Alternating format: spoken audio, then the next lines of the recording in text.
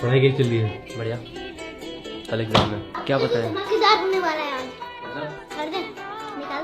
वो चीज मेरे को मिल जाती तो मैं बहुत खुश हो जाता। तू समझा? हाँ। नहीं, तू समझा नहीं। फिर आप उसको मेरे को नहीं दे पाओगे, आपको दो हो जाएगी फिर आपके पास नहीं। पीयूष का न्यू S26 अल्ट्रा गाइस। मैं तो कुछ और ही समझ रहा था। ओ भाई अच्छा, ये था सरप्राइज। गाइस इससे पहले मेरे पास था S25 अल्ट्रा, S26 अल्ट्रा।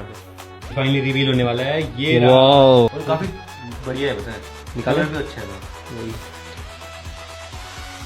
हल्का भी है, स्लिम भी है।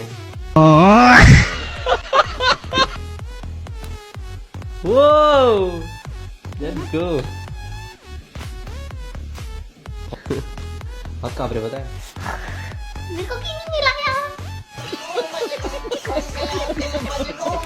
अबे ओ दिवाली की फुलझड़ी